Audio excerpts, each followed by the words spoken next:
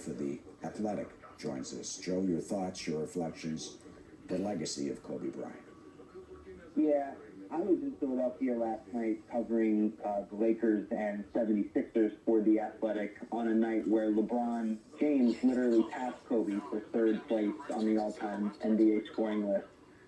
And so Kobe was already back in the discussion last night and his career and what he meant not only to the sport but to the players who came while he was in the league and also after.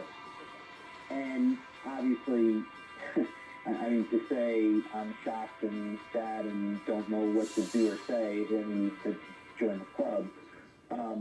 But to be already talking about Kobe overnight leading into this, and you just realize to be a winner of 5 NBA championships like he was, and to be third on the all-time scoring list ahead of Michael Jordan like he was.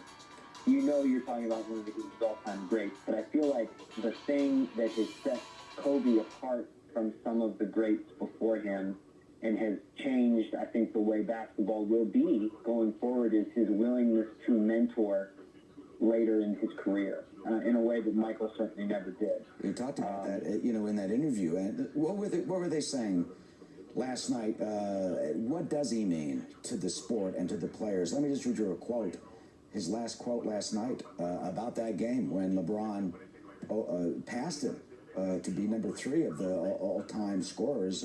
Kobe tweeted, quote, "Continuing to move the game forward at King James. Much respect, my brother," with the bicep arm.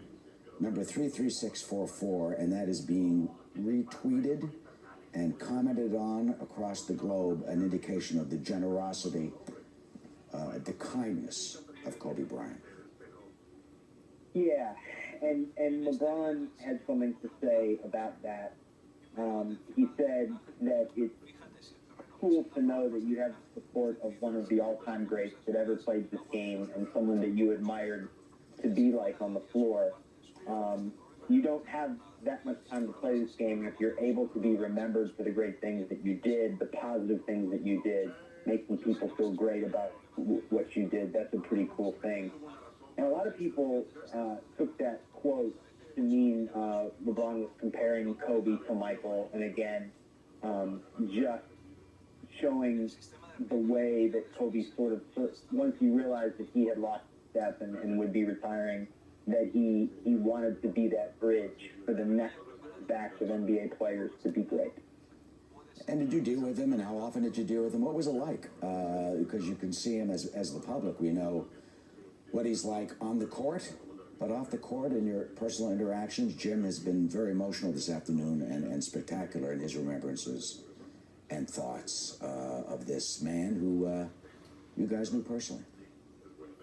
Yeah, I mean, certainly when I came into the league, it was 6 years ago, and so it was definitely towards the end of Kobe's career, and he had already become, the NBA elder statesman and was already revered. But I at the time was covering the Cavaliers for the Cleveland Plain Dealer and Cleveland.com, so everything was viewed through the prism of Kobe and LeBron as Kobe kind of rode off into the sunset. And also just sort of the impact that he had on Kyrie Irving, and he sort of challenged Kyrie to be the sort of the lightning rod in the locker room and to cause a disturbance if there wasn't one, because controversy in a year can be beneficial as you get into the playoffs.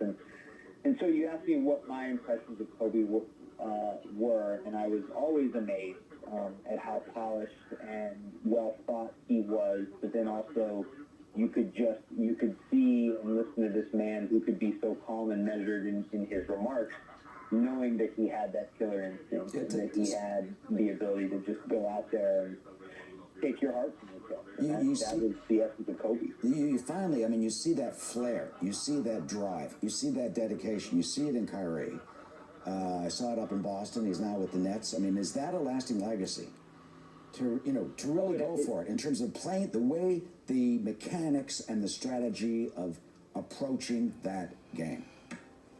Yeah, I think so. I think Kobe, and he's not the first player to work hard, certainly.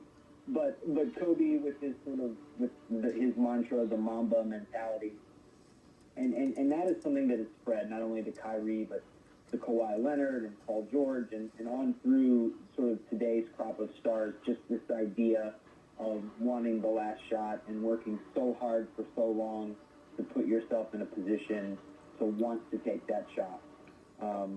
Players all over the place write Mamba mentality on their shoes, and Kobe actually had an academy that he started inviting these guys to over the summer.